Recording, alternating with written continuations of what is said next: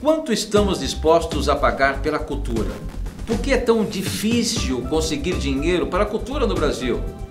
Lei Rouanet e Sindec. Como aprimorar esses modelos de financiamento?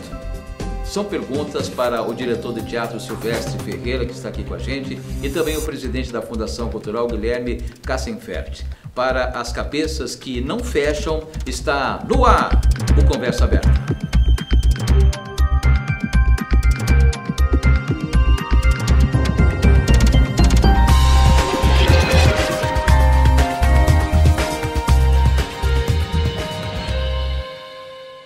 Lotar a plateia de um teatro no Brasil não é fácil. Mais difícil ainda é tirar do papel um espetáculo, um show ou uma mostra sem contar com financiamento público. Os artistas de Joinville têm dois caminhos: a Lei Rouanet do governo federal e o Sindec da prefeitura. A Lei Rouanet destinou mais de 5 bilhões de reais a produções culturais nos últimos 4 anos. O dinheiro é fruto de renúncia de impostos de empresas. Nem sempre os projetos escolhidos são unanimidade. A produção de um DVD da Cláudia Leite foi duramente criticada no ano passado. Mas como devem funcionar os mecanismos de financiamento público da cultura? E qual parâmetro um país deve usar para medir o retorno desse investimento? Bom, primeiramente, muito obrigado pela presença de vocês hoje aqui no programa Conversa Aberta. A gente vai ter um assunto muito sério, né, na área que vocês dominam, e eu tenho certeza que você, telespectador, vai gostar bastante. Qual tem sido a importância da Lei Rouanet para a produção cultural no Brasil? Quem é que pode começar aí essa nossa primeira pergunta de hoje? Bom, a Lei Rouanet, ela nasce de um modo de pensar o Estado e modo de pensar a gestão de cultura. Ela nasce numa ideia de cultura como negócio. E eu lembro que o ministro Beaufort, inclusive, já dizia, né, cultura é um bom negócio. Ora, do ponto de vista da economia da cultura, a Lei Rouanet é um mecanismo interessante, ela não deixa de ser interessante, mas ela é altamente excludente. Por quê? Porque a Lei Rouanet, ela patrocina praticamente uma faixa da Avenida Paulista e uma faixa da beira-mar do Rio de Janeiro, né? Que são grandes produções que têm apelo, porque o que a Lei Rouanet faz?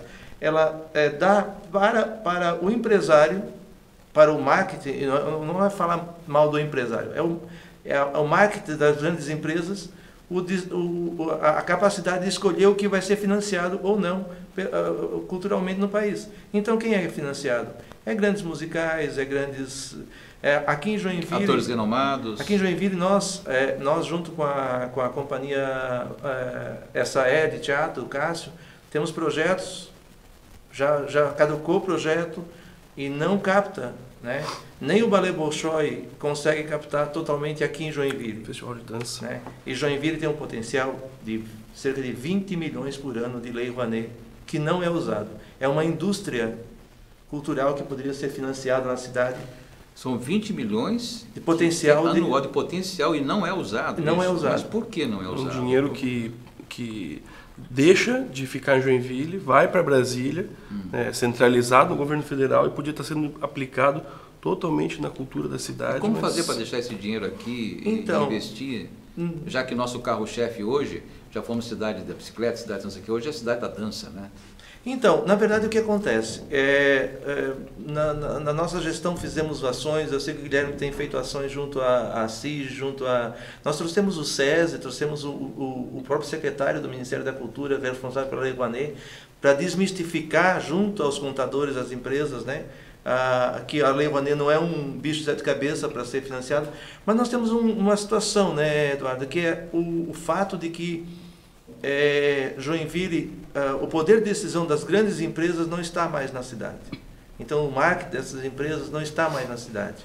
Então, depende às vezes do escritório de São Paulo, então, são poucas empresas da cidade que investem na própria cidade. Aí acaba existindo interferências, né, de não para Joinville, vir para cá, para essa cidade. E a Fundação fez no ano passado uma ação junto com o Instituto Martinelli, porque sempre nós da cultura temos uma dificuldade de entender a cabeça do empresário. né? Então a gente pensa com a cabeça de produtor cultural, de agente cultural, e faz uma abordagem. Aí resolvemos pensar de outra forma, né? Como o Silvestre falou, eles buscaram contadores e a gente resolveu pensar, poxa, e se alguém de dentro do mundo empresarial convidasse, né, os empresários, os contadores, os gerentes, os gestores de marketing para discutir sobre marketing cultural, Lei Rouanet, enfim. Então, você sente uma falta de interesse muito grande? Veja, o Instituto Martinelli convidou, que é um escritório de advocacia das maiores empresas da cidade. Um dos 10 do Brasil. Um dos 10 do Brasil. E nós tivemos 0 gestores de empresa no evento. Tivemos apenas uma empresa presente com a equipe de marketing, que foi a Embraco. A Embraco já investe em Lei Rouanet, ele já conhece o mecanismo, investe no SINDEC. Então, em termos de abrangência, né, para empresários ou para gestores de marketing, foi uma atividade muito limitada.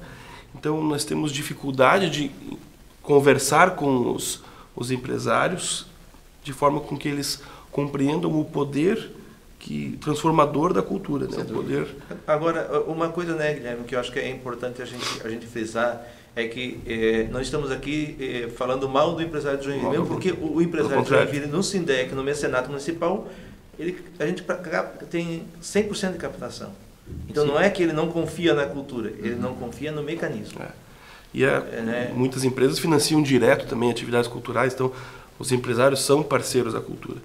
Só que nós agora também, eu até queria chamar a atenção um pouco, né, Eduardo, para uma coisa que é importante a gente falar aqui, que o Estado são 3 entes.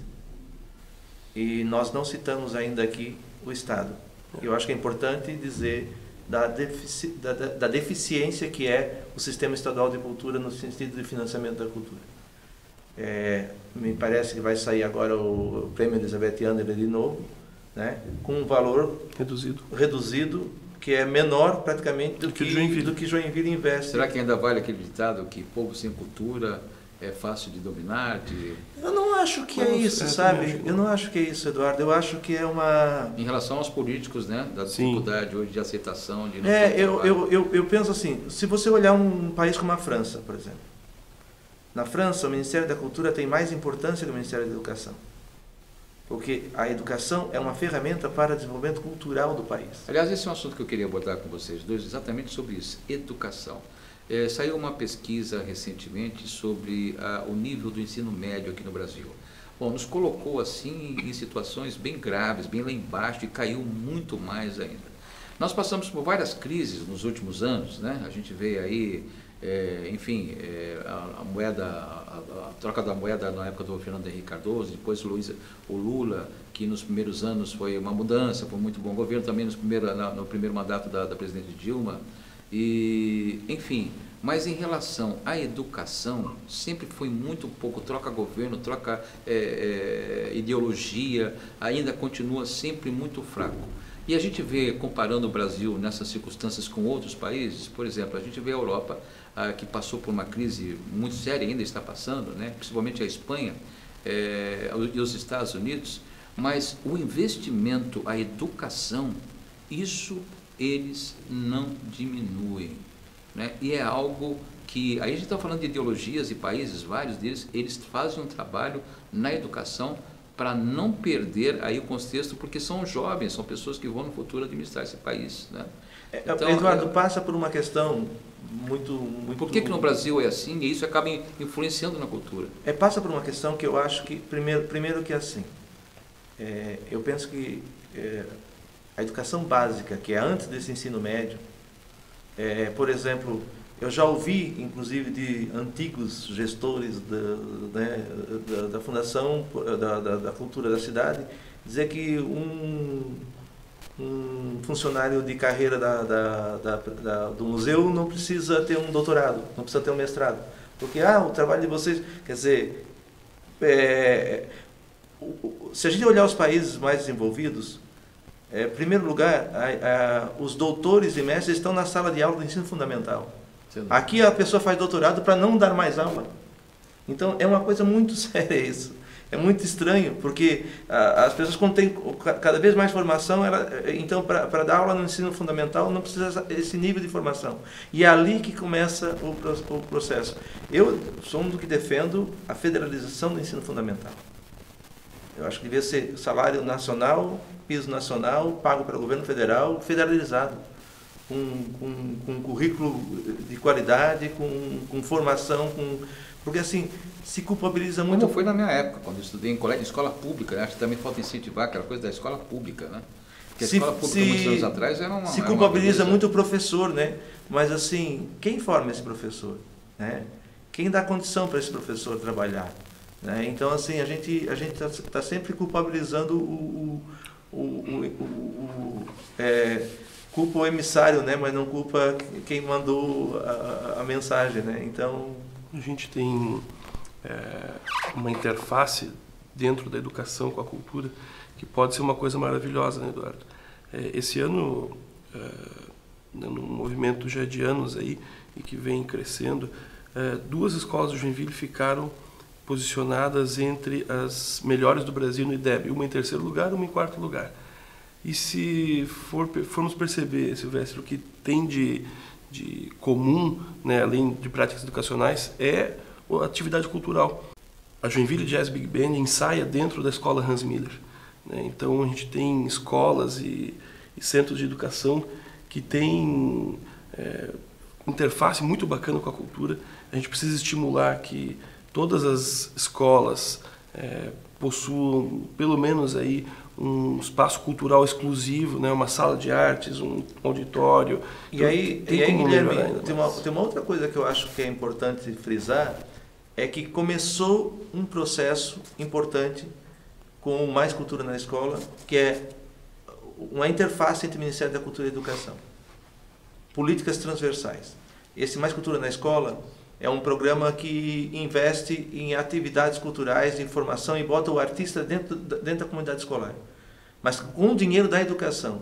O problema aqui em Joinville, por exemplo, tentou-se fazer, na gestão que eu participei, tentou-se fazer um edital de compra de espetáculos com dinheiro da educação. A lei não permite.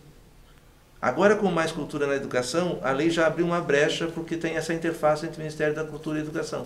Mas, assim, o SINDEC não vai dar conta de tudo.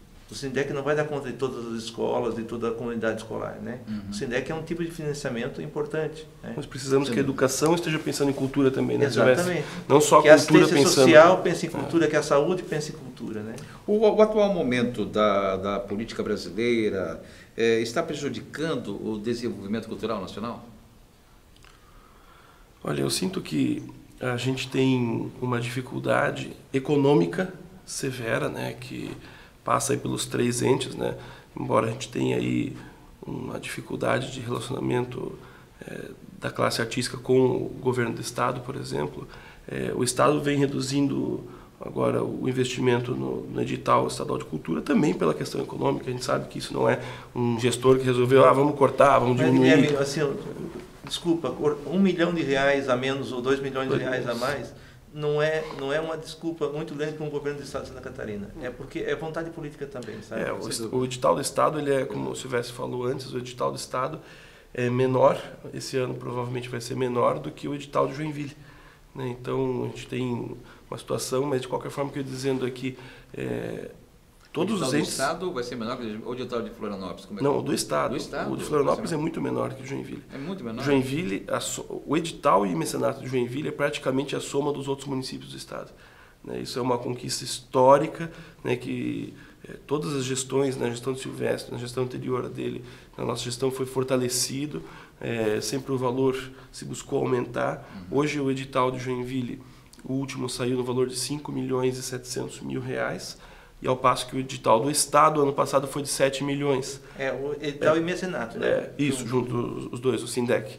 Né? E no Estado, o Elizabethiano ele vai baixar, pelo que a gente está escutando, para cerca de R$5 milhões, né? E o de Joinville é maior do que isso. Então, realmente um contrassenso. O investimento em cultura que se faz em Joinville é muito grande, né? E os outros entes não acompanham essa mesma proporção. E o que vocês acham que precisa ser mudado aí para ter um incentivo cultural? Eu penso que eu queria até resgatar um pouco o que a gente falou tanto da Lei Rouanet, mas a saída da Lei Rouanet está no Procultura, que é um projeto de lei que está no Senado Federal, que vai dar pelo menos a mesma quantidade que se investe em Lei Rouanet seja aplicado no Fundo Nacional de Cultura, para que os municípios do interior, os municípios pequenos, possam concorrer a esses editais e investir a sua parte, política de Estado, portanto, tipo o SUS da cultura. Né? Que o Estado invista a sua parte, que o governo federal invista a sua parte, mas que o município também bote a sua parte para o desenvolvimento da cultura. E aí, quando a gente fala disso, quando fala de 5 milhões, aí dá a impressão assim que é um dinheiro que não retorna. É um dinheiro, transparência. Ao contrário. É um dinheiro, inclusive, que gera emprego, renda. Porque quando eu ganho um recurso para fazer uma peça de teatro, eu contrato figurinista, eu contrato... E todo mundo tira a nota fiscal de volta e o dinheiro... Então há transparência. Há total transparência. Total transparência. Precisa ser aperfeiçoado cada vez mais. Passa por um processo de avaliação de uma comissão formada pelo governo e pela sociedade civil, passa por técnicos em contabilidade, passa por um processo de controle social. Então, a transparência, a rigor no uso dos recursos, mas como o Silvestre bem afirmou, precisa ser aprimorado. A gente precisa garantir cada vez mais que não só a planilha orçamentária e financeira seja inspecionada, mas que a execução dos trabalhos também tenha as atividades inspecionadas. Mais do que o item aí... E esses problemas recentes que aconteceram em relação a algumas denúncias, né, sobre dinheiro da Lei Rouanet, que foi a determinados artistas, né? Na verdade, exacerbou-se essa discussão. Falando transparência toda, né, no sentido de exacerbou-se essa discussão, mas quando quiseram abrir uma sindicância, abrir uma CPI para saber quem é os verdadeiros que comem a Lei Rouanet, não quiseram abrir. Está entendendo? Porque, no fundo, existe possibilidade de irregularidade, existe. Por isso que existe o TCU, existem os órgãos de controle, e precisam controlar. Eu acho que precisam controlar. Mas o que se fez foi demonizar os artistas, porque, você sabe, era um momento político, e os artistas sempre se posicionaram do ponto de vista de defesa da democracia, da história do país. Né? Então, assim, tentou-se... Mas quando foi... Porque o problema da Lei Rouanet também é que o dinheiro não fica na mão dos artistas, fica na mão de produtores, às vezes, sabe? De empresas de produção cultural. É diferente de dar o dinheiro direto para o artista. Aqui em Joinville, né, a gente normalmente é a pessoa do artista mesmo que concorre ao edital, ou é a companhia que tem fim cultural que concorre ao edital, ou uma entidade social que concorre ao edital, por exemplo, a ADEG. E se a gente também for pensar, mais de 99% dos recursos da Lei Rouanet são bem aplicados. Né? Então, não dá para a gente demonizar um instrumento de apoio à cultura por conta de casos isolados de corrupção ou de irregularidades que acontecem no Brasil inteiro. Né? E a Lei Rouanet é uma ferramenta importante, precisa ser aprimorada. A gente tem distorções, mas ela é importante para financiar a cultura. Na verdade, quando se fala em financiamento da cultura, mas é dinheiro para o artista. Não, é dinheiro do povo brasileiro. O projeto que o artista faz tem que reverter em alguma coisa para a população. Eu não adianta, e os artistas também têm que parar de achar que a minha área tem que ser financiada. Aí eu acho triste às vezes, sabe? Porque tem gente que é contra o Bolsa Família, que é R$100 e poucos por mês para a família, mas quer o dinheiro do SINDEC, o dinheiro da lei federal para financiar a sua arte. Guilherme, então, que é uma bolsa também, não deixa de ser uma bolsa, né? Uma bolsa cultural, né? Guilherme Silvestre, vou pedir só um instantinho, nós vamos aí a uma intervenção, né, a um rápido intervalo, voltamos já para o segundo bloco do Conversa Aberta. Estamos falando sobre cultura hoje aqui no Conversa Aberta. Eu volto já.